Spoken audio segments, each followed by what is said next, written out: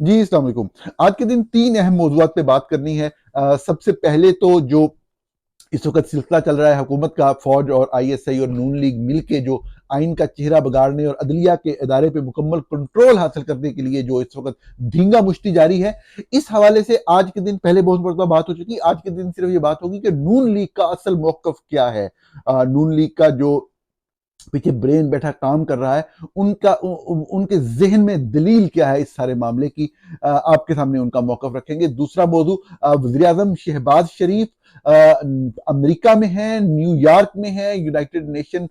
کی general assembly کے اجلاس سے خطاب کے لیے۔ اس کی کیا ضرورت ہوتی ہے، کیا اہمیت ہوتی ہے، اور اس میں کیا کیا معاملات انوالو ہوتے ہیں، اس وقت کیا ہو رہا ہے امریکہ میں، پاکستان اس سے کیا حاصل کرے گا، اس کے بارے میں کچھ مختصر سے اہم حقائق آپ کے سامنے رکھنے ہیں۔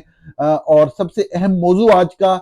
فیکٹ فوکس نے ایک تحقیقاتی رپورٹ جاری کی کل کے دن اور پاکستان میں آج کے دن، اور یہ رپورٹ جو ہے یہ متعلق تھی بلاسفیمی کے حوالے سے، جو کہ ایک سلسلہ چل رہا ہے پورے پاکستان کے اندر، جو ایک خطرناک صورتحال بنتی چلی جا رہی ہے۔ مذہبی گروہ جو اس سے پیسہ بناتے ہیں، جو اس سے فائدے مفادات حاصل کرتے ہیں، طاقت حاصل کرتے ہیں، لوگوں کو بیوقوف بنا کر اپنا ووٹ بینک بھی بناتے ہیں، اس پورے نظام کے اوپر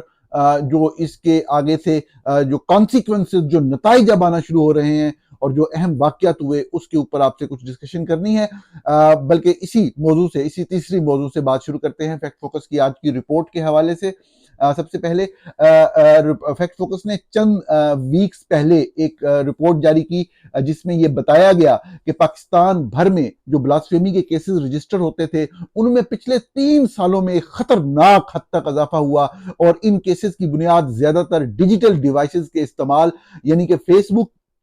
اور زیادہ تر واٹس ایپ کے اوپر جو میسیجز ایکسچینج ہے مختلف گروپس کے اندر، اس کی بنیاد پہ لوگوں کو پکڑا گیا، لوگوں کو نشانہ بنایا گیا۔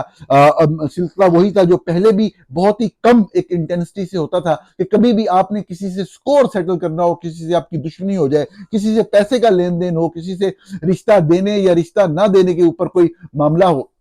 تو آپ اس کو توہین مذہب یا نعوذ باللہ بعض معاملات میں توہین رسالت سے جوڑ دیتے تھے، اور اس کے حوالے سے آگے عقیدہ آ جاتا تھا کہ یہ تو ایسا معاملہ ہے جس میں سوچنا بھی گناہ ہے، اس میں بغیر سوچے سمجھے جس کے اوپر الزام ہو وہ گستاخ رسول کی ایک ہی سزا، سر تن سے جدا، نعوذ باللہ من ذالک۔ ایسا کوئی کنسیپٹ نہیں ہے۔ یہ نبی اکرم صلی اللہ علیہ وسلم کی ذات مبارکہ کے بارے میں اس طرح کا تاثر پھیلایا گیا پاکستان کے اندر کہ جیسے وہ ایک انتہا پسند شخصیت کے مالک تھے، نعوذ باللہ کوئی خون خوار شخصیت تھی ان کی۔ نہیں، نبی اکرم صلی اللہ علیہ وسلم پوری دنیا کے لیے رحمت تھے، ان کو رحمت للعالمین کہا اللہ تعالیٰ نے۔ لیکن یہ چند لوگ جو اپنے مفاد کے لیے، چند پیسہ بنانے کے لیے، لوگوں میں اشتعال دلانے کے لیے، انہوں نے نبی اکرم کے بارے میں اس طرح کے تصورات عام لوگوں کے اندر پھیلائے۔ ان لوگوں کا محاسبہ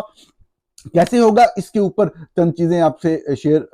کروں گا میں آج۔ لیکن پہلے جو فیکٹ فوکس کی رپورٹ تھی اس میں یہ بتایا گیا کہ 3 سالوں میں جو اضافہ ہوا ہے، اس میں جو لوگ جیلوں میں قید ہیں، ان لوگوں میں سے جو سب سے اہم بات ہے وہ یہ کہ جو لوگ جیلوں میں قید ہیں ان میں ایک بڑی تعداد جو ہے وہ بچوں کی ہے۔ وہ جو چھوٹے بچے ہیں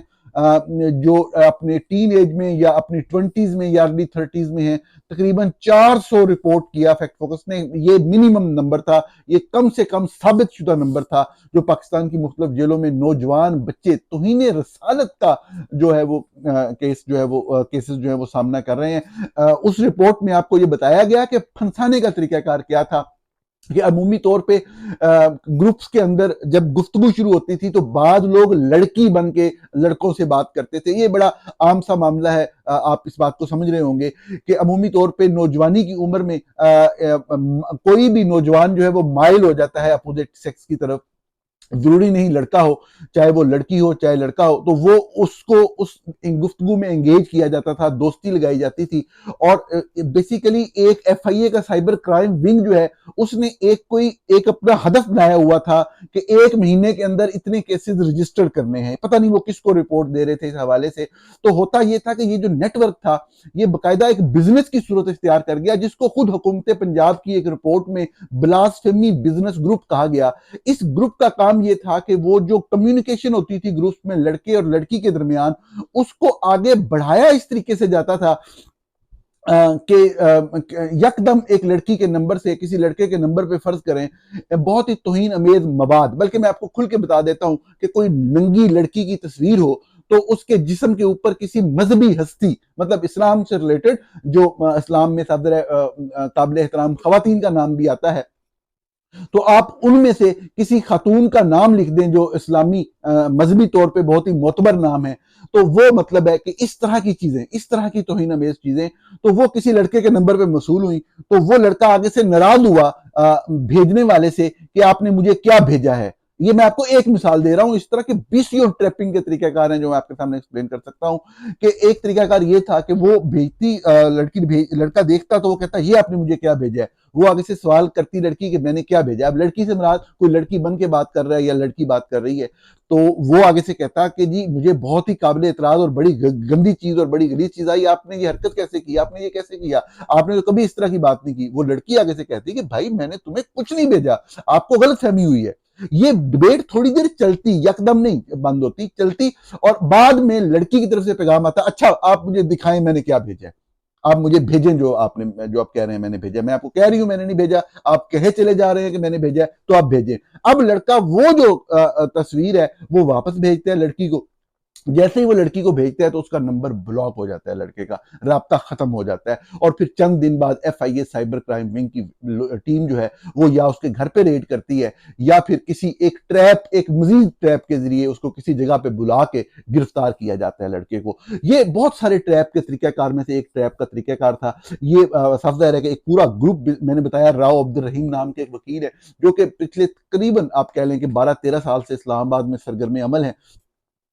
ایک ہمبل سے بیک گراؤنڈ سے آئے، اور اب بڑی بڑی گاڑیاں اور کیا کیا معاملات ہیں ان کے، اور وہ نفرت پھیلاتے ہیں، نفرت پھیلانے کا کاروبار کرتے ہیں، نبی اکرم صلی اللہ علیہ وآلہ وسلم کا نام استعمال کرتے ہیں۔ وہ شخص جو دنیا بھر کے انسانوں، بلکہ انسانوں نہیں، چرند پرند ہر چیز کے لیے، کائنات کے ذرے ذرے کے لیے رحمت ہے، اس کے بارے میں ایک خونخوار ہستی ہونے کا تاثر دیتے ہیں۔ یہ کہتے ہیں کہ کسی نے بات کی تو سر کاٹ دیں گے، جسم کاٹ دیں گے، خون کی ندیاں بہا دیں گے۔ یہ والے وہ لوگ ہیں۔ ان کے بارے میں مجھے وکلا نے باقاعدہ ویڈیوز بنا کے بھیجی۔ علی افضل مجوکا نام کے ایک جج ہیں اسلام آباد کے اندر، جن کے چیمبر میں یہ عموماً پائے جاتے ہیں، اور یہ وہی جج ہیں جو کہ توہین رسالت سے موجود کیسز بھی سن رہے ہیں۔ اس حوالے سے ہم ان جج صاحب کے بارے میں بہت سے انٹرنیشنل فورم سے بھی ہم رجوع کر رہے ہیں کہ یہ دہشت گردوں سے ملتے ہیں، اپنے چیمبر میں بیٹھ کے ملتے ہیں، اور یہ پھر اس کے بعد وہ والے جو کیسز ہیں توہین رسالت سے متعلق یا توہین مذہب کے متعلق ان کو آگے لے کے چلتے ہیں۔ یہ جو کریکٹر تھے یہ ایف آئی اے کے ساتھ آگے جڑے ہوئے ہیں، ایف آئی اے کے سائبر کرائم ونگ کے ساتھ دونوں ملتے ہیں، مختلف گرفتاریاں ہوتی ہیں۔ G8 سیکٹر اسلام آباد میں ایک گھر ہے، اس کے اندر لوگوں کو لایا جاتا ہے، پرائیویٹ گھر ہے اپیرنٹلی، لیکن ایف آئی اے کی اس میں وہ پیٹرونیج شامل ہے۔ جو بھی لوگ آتے ہیں ان کو وہاں لا کے برہنہ کر کے شدید ترین تشدد کا نشانہ بنایا جاتا ہے۔ ان کے ڈیوائسز لے کے ان سے وہ جو لڑکی والی کمیونیکیشن ہوتی ہے، اس طرح کی کوئی بھی چیز جو ہے وہ پہلے وہاں سے ریموو کی جاتی ہے۔ ریموو کرنے کے بعد پھر ان کو 12 گھنٹے کے اندر یا 24 گھنٹے کے اندر ایف آئی اے کے سینٹرز میں لے جایا جاتا ہے، جہاں پہ ایف آئی آر وغیرہ پہلے تیار ہوتی ہے، اور اس کے بعد ان کو جیل بھیج دیا جاتا ہے۔ جو فیکٹ فوکس نے آج رپورٹ ریلیز کی ہے وہ اس کا اگلا مرحلہ ہے کہ جب وہ جیل چلے جاتے ہیں تب کیا ہوتا ہے۔ ناظرین، اس میں اگر آپ میری بات کو غور سے سن رہے ہیں تو آپ کے لیے سمجھنا مشکل نہیں ہے۔ پاکستان میں کسی بھی شخص کے اوپر توہین مذہب کا الزام لگا دیا جائے، چاہے وہ سچا ہو یا جھوٹا، تو آپ کو معلوم ہے کہ اس شخص کی زندگی کا کیا ہوتا ہے۔ جیل میں جب ان لوگوں کو بھیجا جاتا ہے تو چپکے سے یہ بات پھیلا دی جاتی ہے کہ جی اس نے یہ جرم کیا ہے۔ اب آپ آگے دیکھ لیں، اس شخص کی زندگی کو جہنم بنا دیا جاتا ہے۔ وہ شخص جو ہے ہر طرح کے ذہنی اور جسمانی تشدد کا شکار بنتا ہے۔ مختلف طرح کے قیدیوں کے اندر کوئی وہاں لوکل بدماش بنے ہوتے ہیں جیل میں، وہ ان کے اوپر آ کے تشدد کراتے ہیں۔ جیل کی انتظامیہ تشدد، ہر شخص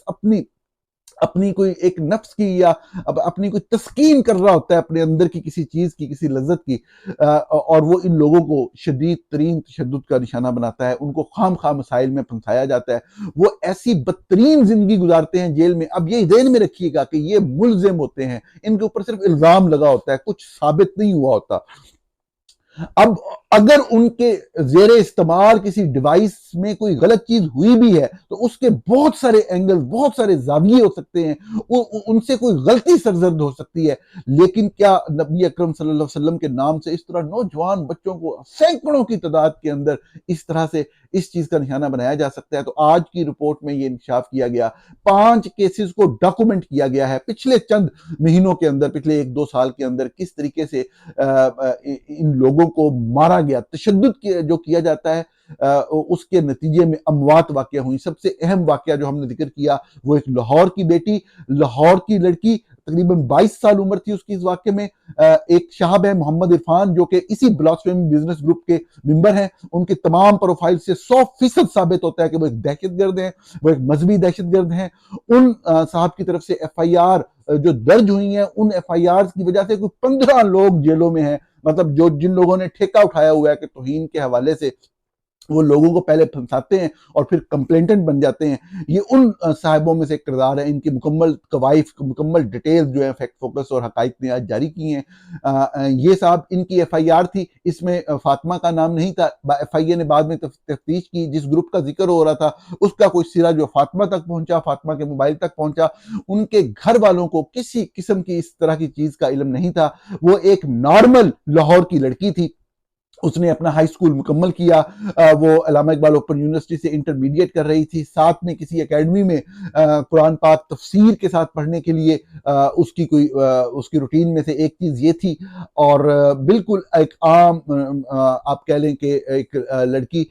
جس کو الٹیمیٹلی اسی فیس بک کے ذریعے، کسی گروپ کے ذریعے اس کا کوئی کنیکشن بنا، اور اس کو ایک دن یکدم جو ہے وہ ایف آئی اے والوں نے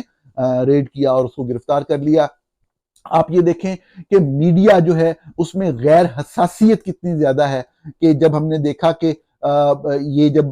ان کو پکڑ کے ایف آئی اے والے جیل میں لے گئے اور وہاں پہ وہ مختلف طرح کے ذہنی اور جسمانی تشدد کا شکار ہوئی، تو کسی ایک واقعے کے بعد کسی خاتون قیدی کے ساتھ کوئی معاملہ ہوا تو پاکستانی کی ایک میڈیا ہاؤس نے یہ خبر چلا دی کہ شی از کنوکٹڈ آف بلاسفیمی، یعنی کہ اس کے اوپر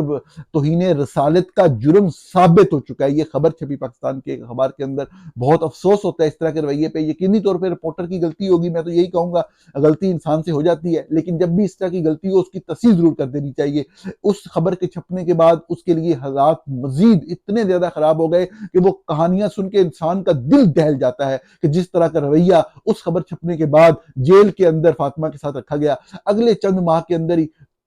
تشدد اور اس ساری صورتحال کی وجہ سے اس کی حالت اتنی خراب ہوئی کہ اس کی فیملی کے لوگ جب اس کو ملنے جاتے تھے تو اس کے لیے کھڑا ہونا ملاقات کے دوران مشکل ہو جاتا تھا، جو ہفتہ بار ایک ملاقات کا دن ہوتا ہے جیل میں۔ آخری جو کوئی ملاقات ہوئی فیملی کی، بتایا جاتا ہے کہ فاطمہ کے لیے فاطمہ کھڑی تک نہیں ہو سکی، اس کو جیل کی انتظامیہ ہسپتال تک لے کر نہیں جاتی تھی۔ الٹیمیٹلی اس کی 2 اپریل 2024 کو، یعنی اسی سال چند دن پہلے اس کی ڈیتھ ہوئی لاہور کے اندر، جیل کے اندر۔ اور ہم نے دیکھا کہ جو ہے اس کو جب اس کی ڈیتھ کے بعد، سب سے اہم بات یہ آپ کے لیے، آپ باقی سارے جو واقعات میں نے بیان کیے ہیں، جو نوجوانوں کے نام دیے ہیں، جو لوگوں کے نام دیے ہیں، وہ آپ پڑھ سکتے ہیں خبر کے اندر، فیکٹ فوکس کے اندر، لیکن آپ دیکھیے گا کہ فاطمہ کے حوالے سے جس کی میں کہانی آپ کو سنا رہا ہوں کہ کتنا دل خراش ہے کہ جس دن وہ مرتی ہے تو اس کے ساتھ وہی والا سلوک کیا گیا جو آپ نے دیکھا کہ سندھ کے اندر، جو ہم نے دیکھا کہ ڈاکٹر شاہ نواز قمبر کی جو شہادت ہوئی ہے ان مذہبی دہشت گردوں کے ہاتھوں، پولیس کے ساتھ مل کے جو ان کو شہید کیا گیا۔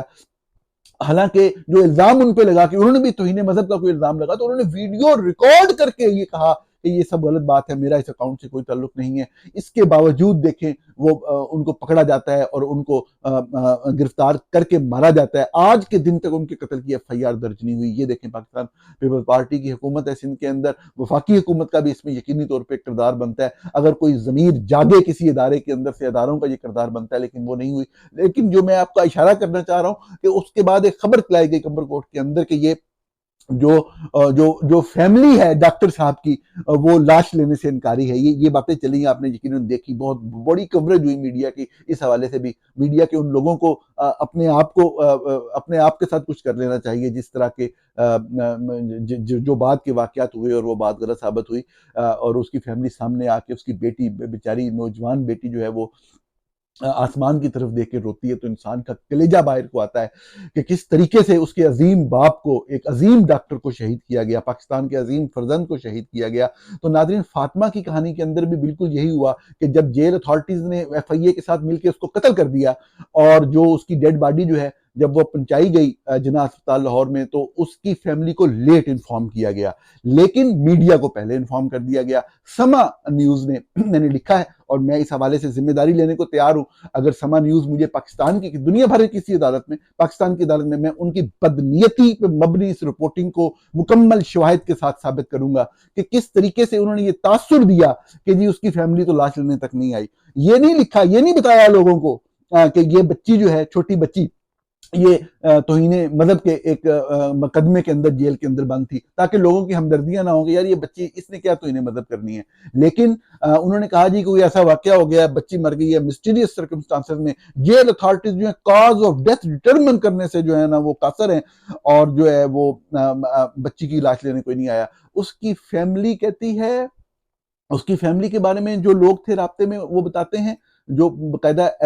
فیکٹ فوکس نے تحقیقات کی، یہ پتہ لگا کہ ان کی فیملی شوق ہو گئی وہ خبر کا بارے میں سن کے۔ اس بچی کے جب افسوس کے لیے لوگ آ رہے، اس وقت پتہ لگا کہ جی یہ والی خبر بھی چھاپی گئی کہ ہم لاش لینے تک نہیں گئے۔ وہ کہے ہم دھکے کھاتے رہے، کوئی اسپتال میں بات نہیں سنتا تھا،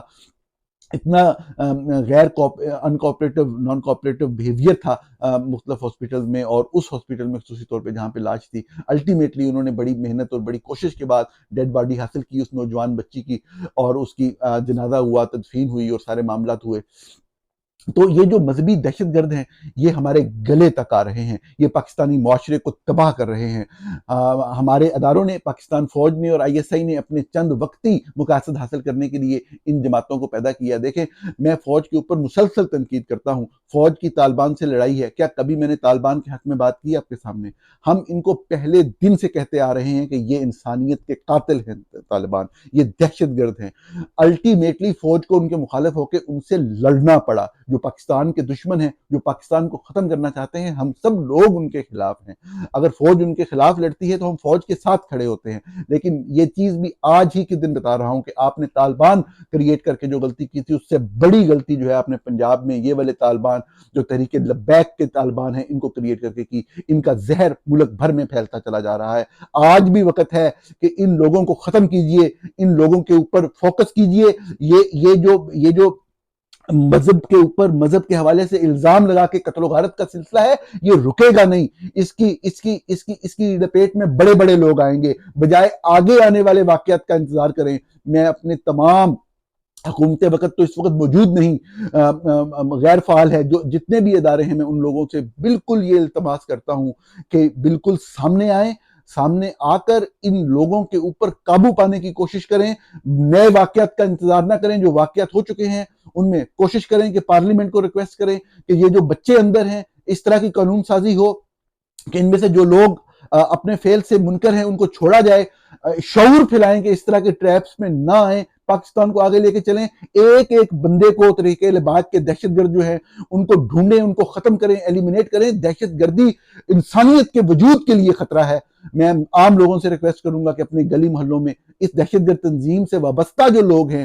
ان کا کوائف اکٹھے کریں، ان کے بچوں کے، ان کی خواتین کے کوائف اکٹھے کریں، اور وہ کوائف متعلقہ سکولوں کو فراہم کریں۔ یہ پوری دنیا میں یہ روٹین ہوتی ہے کہ جہاں پہ بھی آپ دہشت گردانہ یا انتہا پسندانہ سرگرمیاں دیکھتے ہیں، آپ سب سے پہلے سکولز کو انفارم کرتے ہیں تاکہ ان کے بچوں کو ان سکولز سے علیحدہ کیا جائے، کیونکہ وہ جو وہ ان کے اندر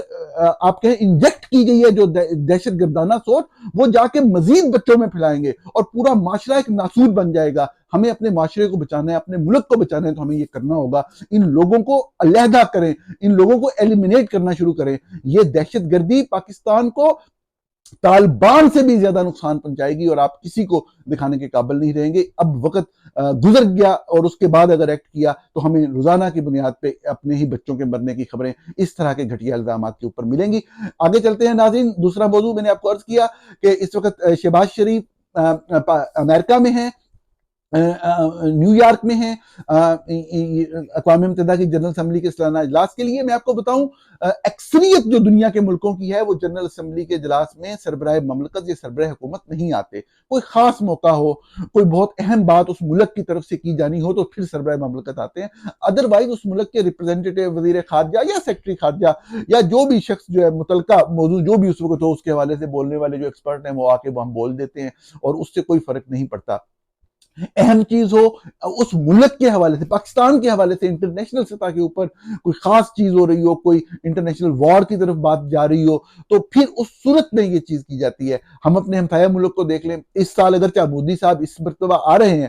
نریندر مودی, لیکن عمومی طور پہ انڈین پرائم منسٹر جو ہیں وہ نہیں آتے. ہمارے ہاں ایک عجیب رواج ہے, کوئی بھی وزیر اعظم وہ منہ اٹھا کے ہر سال جو ہے وہ نیو یارک پہنچ جاتے ہیں. وہ اپنی طرف سے اس کو کوئی بڑا اعزاز کی بات سمجھتے ہیں کہ امریکہ کا دورہ کر رہے ہیں. اس میں یقینی لاکھوں ڈالر جو ہے پاکستان کے غریب ٹیکس پیئر کے خرچ ہوتے ہیں. میں بالکل اس طرح کے فورم میں شمولیت کے خلاف نہیں, لیکن کوئی وجہ ہو, کوئی ریزن ہو, کوئی پاکستان نے انٹرنیشنل لیول کے اوپر کوئی بہت ہی اہم ایشو ہائی لائٹ کرنا ہو, اپنی آواز کہیں پہنچانی ہو. جیسے اس وقت جو ہے سب سے بڑی آواز جو ہے وہ ہم اسرائیل کے لیے کر سکتے ہیں کہ اسرائیل کے خلاف ہم بات کریں, ہم پیلسٹینین کے ساتھ کھڑے ہوں, ہم جو لبنان کے اندر جو دہشت گردی ہو رہی ہے اس کے خلاف جو ہے وہ آواز اٹھائیں. تو وہ ہمارے ملک کا کوئی بھی ریپرزینٹیٹیو کر سکتا ہے. اس مرتبہ ایک اور جو بات, ہر مرتبہ جو یو این ہے وہ کوئی نہ کوئی سائٹ پہ ایک ایونٹ رکھتی ہے, جس طرح دا سمٹ آف دا فیوچر جو ہے اس کی بات ہو رہی ہے. اب یہ سمٹ آف دا فیوچر جو ہے بیسیکلی جو اقوام متحدہ نے گول سیٹ کیے ہوئے ہیں ترقی کے مختلف اقوام کے حوالے سے, اوور آل گلوبل ڈیولپمنٹ کے حوالے سے, ان کے حوالے سے ایک ڈسکشن ہے جو پیورلی ایکسپرٹس کی بات ہے, ایکسپرٹس کی ڈسکشن ہے. آپ اگر یہاں پہ آ رہے ہیں تو آپ کا یا تو یہاں کے امریکی صدر کے ساتھ کوئی باقاعدہ رسمی ملاقات طے ہو, کوئی ایسی چیز ہو, کوئی بائی لیٹرل کوئی ریلیشن کے حوالے سے کوئی ڈیولپمنٹ ہو, کوئی بھی چیز نہیں. اس طرح کے موقع کے اوپر پھر بہت سے آس پاس جو حواری ہوتے ہیں وہ بھی ساتھ آتے ہیں. مختلف صحافیوں کے آنے کا ایک وہ بلا کوئی ملک کے لیے کوئی فائدہ, صحافت کے لیے کوئی فائدہ ہو, کوئی ایسی بات ہو, کوئی چیز نہیں ہوتی. اس کو خام خواہ ایک ایونٹ بنایا جاتا ہے. ہاں میں اگین ریپیٹ کر رہا ہوں, کوئی اہم چیز ہو تو ضرور آئیں. کم از کم جو ہے آپ کہہ لیں 2-3 ملین ڈالر جو ہیں آرام سے غریب ٹیکس پیئر کے, کروڑوں روپیہ بنتا ہے روپیز میں دیکھا جائے تو خرچ ہو جاتا ہے. اور آپ دیکھ لیجئے گا 27 کو خطاب ہے, یہاں پہ احتجاج ہوگا, یہ ہوگا, وہ ہوگا, اور کیا ہوگا 29 کو آپ بتا دیجئے گا, خود سوچ لیجئے گا کہ پاکستان کو کیا ملا. اگین اہم موقع ہو, اپنا کسی اہم موقع اپنے پاکستان کے حوالے سے کوئی خدشہ ہو, کوئی خطرہ ہو, انٹرنیشنل ریلیشن کے حوالے سے بالکل اس کے اوپر آنا چاہیے, آواز اٹھانی چاہیے. آخری موضوع میں نے آپ کو بتایا کہ نون لیگ کا موقف آپ کے سامنے رکھوں گا کہ کس طریقے سے اس سارے جو بھی گھڑمس مچا ہوا ہے, جو زور زبردستی آئینی ترمیم کی بھرپور کوشش جاری ہے, پورے عدلیہ کو ادارے کو جو ہے وہ اپنے شکنجے میں لینے کی اور عدلیہ کے ادارے کو ختم کرنے کی کوشش جاری ہے. بلاول بھٹو زرداری نے بھی کہا کہ آئینی عدالت تو ہم قائم کر کے رہیں گے کیونکہ ضرورت ہے, اور ہم ہمیشہ سے کہہ رہے ہیں آئینی عدالت موجود ہے اور سپریم کورٹ ہی آئینی عدالت ہے. مقصد صرف اور صرف یہ ہے کہ کسی طریقے سے اپنی اکثریت قائم کی جائے, کسی طریقے سے رستہ روکا جائے اپنے مخالفین کا, اور اپنی مرضی سے اقتدار کے اوپر اپنے شکنجے کو مضبوط کیا جائے. میں نے نون لیگ کے ایک صاحب سے ریکویسٹ کی کہ آپ بتائیں, مجھے گائیڈ تو کریں کہ اس کے پیچھے آپ کی سیاست کیا ہے, پالیٹکس کیا ہے, کیونکہ لوگوں کے اندر تو آپ گندے ہو رہے ہیں, لوگوں میں آپ کی کریڈیبلٹی مزید گر رہی ہے, لوگ اس چیز پہ غصے میں ہیں کس طریقے سے آپ پورے نظام کو مبوس بنا کے جو ہے اس طرح کی غلط لیجسلیشن کرنے جا رہے ہیں, لوگوں میں آپ کے خلاف مزید نفرت پھیل رہی ہے. تو ان کا یہ کہنا تھا کہ اگر ہم یہاں پہ رک جائیں, یہاں پہ بریک مار جائیں, یہ بات بتانے کے لیے میں اس سیگمنٹ میں شامل کیا اس بات کو. تو نون لیگ یہ سمجھتی ہے کہ چونکہ پی ٹی آئی یہ کہتی ہے کہ الیکشن کے دن ہم تو بہت کم سیٹیں جیتے ہیں, تو اگر ہم یہاں پہ رک جائیں اور یہ جو مخصوص نشستیں سپریم کورٹ کے فیصلے کے مطابق ان کو دے دیں, تو پی ٹی آئی یہاں پہ نہیں رکے گی, پی ٹی آئی آگے جائے گی اور پی ٹی آئی کہے گی کہ وہ جو نشستیں ہیں, جو الیکشن غلط ہوئے ہیں, جو اسلام آباد کے الیکشن غلط ہوئے ہیں, جو اسلام آباد کے ٹرائبونل والا معاملہ ہے, جو باقی ٹرائبونل الیکشن ٹرائبونل کا معاملہ ہے, تو پی ٹی آئی ہمیں ایلیمینیٹ کرنا چاہتی ہے. ہماری حکومت, ہمارا وجود ختم ہو جائے گا اگر ہم نے پی ٹی آئی کا رستہ زور زبردستی نہ روکا. ہم زور زبردستی کرنا نہیں چاہتے, لیکن اس کے علاوہ ہمارا اپنا بچنا بھی محال ہے. ناظرین, یہ بالکل ایگزیکٹ ورڈز میں نے کوٹ کیا ہے جو مجھے بتایا گیا. اب آپ خود فیصلہ کر لیجئے کہ پاکستان کو یہ لوگ کس طرف لے کے جا رہے ہیں. آپ نے وی لاگ دیکھا, وی لاگ دیکھنے کا بہت شکریہ. آپ سے کل کے دن پھر ملاقات ہوگی.